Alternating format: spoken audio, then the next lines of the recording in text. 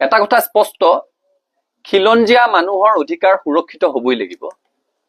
এতিয়া দেখিছো এটা বিষয়ক লৈ সকলোৰে গা জ্বলিছে, জ্বলাটো উচিত, যে অসমীয়া জাতিক ফ্ৰী মে খানেৱালাহে বুলি কৈছে নেকি?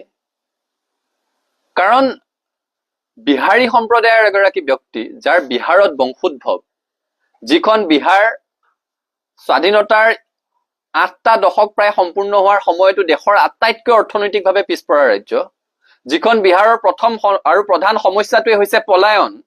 তেওঁলোকে তাত কাম কাজ নাই কাৰণে বেলেগ ৰাজ্যলৈ পলায়ন কৰে, শ্ৰম কৰিবলৈ যায়।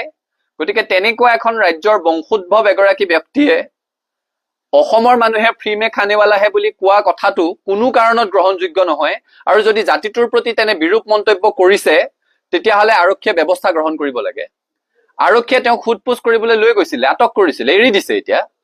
আৰক্ষীয়েও স্থিতি স্পষ্ট কৰা উচিত, আচলতে সেই যুৱতীগৰাকীয়ে কি ক'লে তাত। অসমীয়া জাতিক লৈ যদি এই অপমান কৰিছে, কোনো জাতীয় সংগঠনক লৈ যদি এই অপমান কৰিছে, তেতিয়াহ'লে তাৰ বিহিত ব্যৱস্থা গ্ৰহণ কৰিব লাগিব। কিন্তু যদি তেওঁলোকৰ পেট্ৰল পাম্পটো দখল কৰিব যোৱা বুলি যিটো অভিযোগ উত্থাপন কৰিছে, সেই পেট্ৰল পাম্প দখল কৰিবলৈ যোৱা সেই তেওঁলোকৰ প্ৰতিদ্বন্দ্বী ব্যৱসায়িক গোষ্ঠীটো বা সেই ব্যৱসায়িক গোষ্ঠীটোৰ হৈ যোৱা কোনোবা ব্যক্তিক কৈছিলে, তেওঁলোকে কিন্তু জাতিটোক প্ৰতিনিধিত্ব নকৰে, তেওঁলোকে কোনো জাতীয় সংগঠনকো প্ৰতিনিধিত্ব কৰিব নোৱাৰে। গতিকে কাৰ কথা কৈছে এইটো স্পষ্ট হ'ব লাগে। আৰু যদি জাতিটোক লৈ কৈছে কোনো কাৰণত গ্ৰহণযোগ্য নহয়, চৰকাৰে বিহিত ব্যৱস্থা গ্ৰহণ কৰিবৰ কাৰণে আমি দাবী জনাইছো।